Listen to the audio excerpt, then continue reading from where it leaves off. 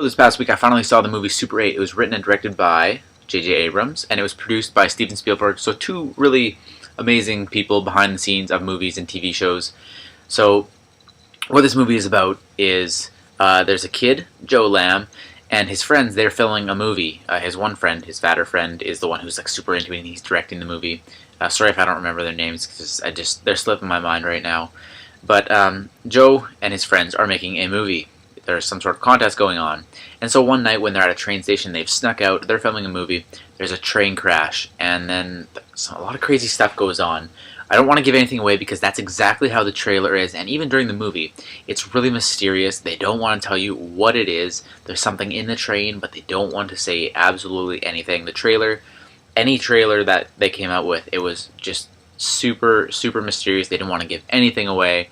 I think there was something to do with the scripts where they weren't even allowed to see them until it was something really, really mysterious like that. Like even the actors getting the scripts, it was just something very, very private and secret that they didn't want anything to get out. And they actually did a really good job because nothing was really leaked or anything like that. Aside from once the movie came out in theaters, it was obviously available online to download because, like any movie, TV show, CD, whatever, anything becomes available online.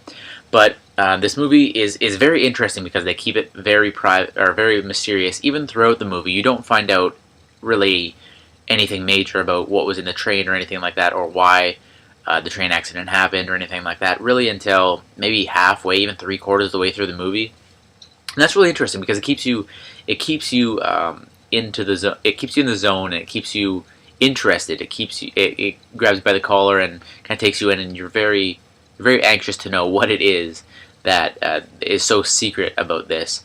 And it doesn't disappoint, I guess, but it's kind of, you can basically guess what happens. And so it's slightly predictable. However, at the same time, it is still good, I guess. Kind of saw it coming. On the other hand, I didn't really see it coming. So it really depends on who you are, how quick your mind processes, and how good you are at guessing at stuff like this. The actors are absolutely great in this film. The majority of the main characters are probably under the age of 15, especially when this movie was made, and they all do a really, really good job. Dakota Fanning's sister in there, she's okay, I guess. She was probably the one who was kind of just iffy. The rest of the kids, though, were great. They add a lot of pretty funny humor, and it's very realistic because when these kids are around, they're so just real. Because in TV shows, movies, whenever people are talking, one person always gets to say something, and then the next person politely says something, and then the next person politely says something, and there's never talking over one another and stuff, except for within like a 3-second thing where they're arguing, whatever, and then someone yells, "Stop!" But that's not the case in this movie. The kids, I guess the production and all that, but these actors do a really good job. They're very believable. They are very entertaining to watch. They provide some good humor here and there.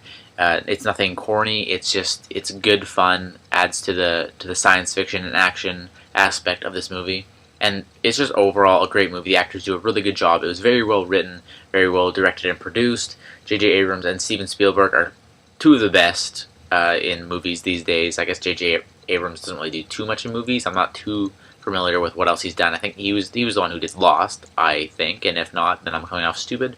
And I am coming off stupid now because I am just unsure of that. Absolutely a great movie. If you have not seen it, definitely check it out. If you can, watch this with surround sound and Blu-ray player, or at least surround sound with a subwoofer, because holy shit, it was insane. Had the subwoofer cranked, the train crash, everything, all the action going on in this movie, crazy. It's exactly like you're in a movie theater. Just everything about this movie was so good. The cinematography, the audio was just, everything was just amazing.